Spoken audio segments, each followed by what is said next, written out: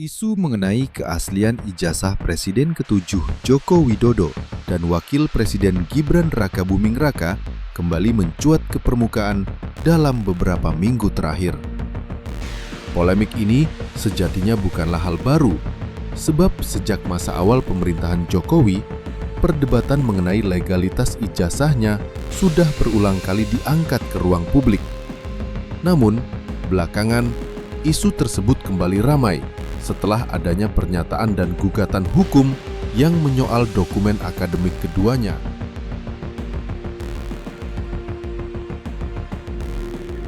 Universitas Gadjah Mada (UGM) sebagai alma mater Jokowi telah berulang kali menegaskan bahwa ijazah presiden sah dan tercatat secara resmi dalam sistem administrasi akademik mereka. Pihak kampus menyebutkan tidak ada keraguan terhadap status akademik Jokowi sebagai alumnus Fakultas Kehutanan UGM. Pernyataan serupa juga ditegaskan kembali oleh pejabat universitas pada saat polemik ini mencuat beberapa tahun lalu. Bahkan menegaskan bahwa segala data mahasiswa hingga arsip kelulusan tersimpan dengan baik. Meski demikian, sebagian publik masih saja meragukan, yang pada akhirnya memunculkan ruang perdebatan baru. Assalamualaikum warahmatullahi wabarakatuh. Saya Ova Emilia, Rektor Universitas Gadjah Mada. Berikut adalah pernyataan resmi UGM terkait ijazah Bapak Joko Widodo.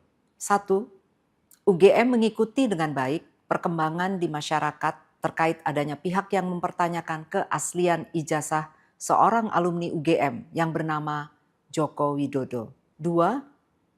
Secara umum, UGM menghormati hak warga negara untuk mempertanyakan isu apapun dan untuk mencari jawaban atas pertanyaan tersebut. 3. UGM sudah menyatakan beberapa kali secara tegas bahwa Joko Widodo adalah alumni Universitas Gadjah Mada. 4. UGM memiliki dokumen otentik terkait keseluruhan proses pendidikan Joko Widodo di UGM. Dokumen ini meliputi tahap penerimaan yang bersangkutan di UGM, proses kuliah selama menempuh sarjana muda, pendidikan sarjana, KKN, hingga wisuda. Sementara itu, Gibran Rakabuming Raka yang kini menjabat sebagai Wakil Presiden RI juga mendapat sorotan terkait latar belakang pendidikannya.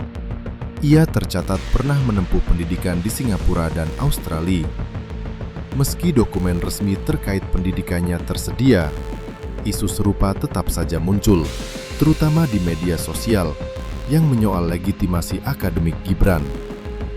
Kondisi ini memperlihatkan bahwa isu ijazah telah menjadi bahan politik yang terus dihidupkan kembali dalam setiap momentum politik penting.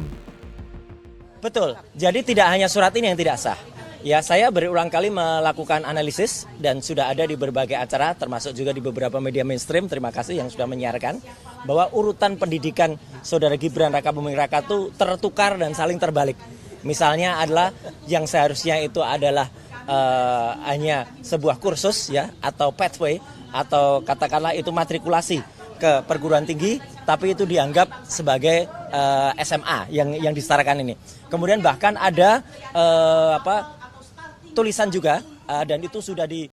Dalam konteks hukum, gugatan mengenai ijazah Jokowi pernah diajukan ke pengadilan. Namun, Mahkamah Konstitusi (MK) dan lembaga peradilan lain menolak gugatan tersebut dengan alasan tidak memiliki dasar hukum yang kuat. Hal ini menandakan bahwa secara formal, negara melalui lembaga yudikatif tidak menemukan adanya bukti yang dapat menggugurkan keabsahan ijazah Jokowi. Meski demikian, narasi keraguan terus beredar di ruang publik, didorong oleh ketidakpercayaan sebagian masyarakat terhadap institusi resmi. Pengamat politik menilai bahwa munculnya isu ijazah ini lebih bersifat politis dibandingkan akademis. Pertanyaan utama bukan lagi apakah ijazah itu asli atau palsu, melainkan mengapa isu lama terus dimunculkan kembali. Apalagi dalam iklim politik yang kian panas pasca pemilu 2024, munculnya polemik ini dapat dimaknai sebagai upaya propaganda untuk melemahkan legitimasi presiden dan wakil presiden yang baru saja dilantik. Dengan demikian, isu ini memiliki dimensi strategis, bukan sekadar persoalan administratif pendidikan. Lebih jauh, beberapa analis menyoroti bahwa perdebatan ijazah bisa menjadi pengalian isu dari persoalan yang lebih besar. Di tengah situasi ekonomi yang penuh tantangan, kebijakan impor yang menuai kontroversi, hingga problem tata kelola energi nasional, publik lebih mudah digiring untuk membicarakan sesuatu yang bersifat personal, seperti keaslian dokumen pendidikan. Hal ini menunjukkan pola klasik politik. Mengangkat isu personal lebih efektif membelah opini publik dibandingkan membicarakan kebijakan yang teknis dan rumit. Dari sisi psikologi politik, keributan mengenai ijazah juga memperlihatkan adanya krisis kepercayaan masyarakat terhadap institusi negara. Jika universitas dan lembaga hukum sudah memberikan klarifikasi, mengapa publik masih meragukan? Keraguan ini muncul karena adanya jurang antara pernyataan resmi dan persepsi publik yang dibentuk oleh arus informasi di media sosial.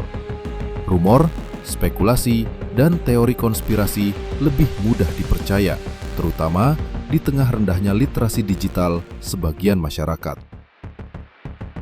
Selain itu, keterkaitan isu ijazah dengan kontestasi politik jangka panjang juga tak bisa diabaikan.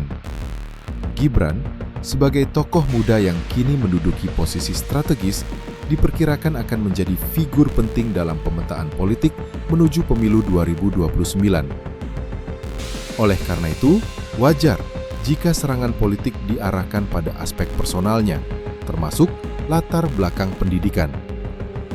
Strategi ini lazim digunakan untuk menurunkan citra, sekaligus menguji daya tahan figur politik muda dalam menghadapi tekanan publik.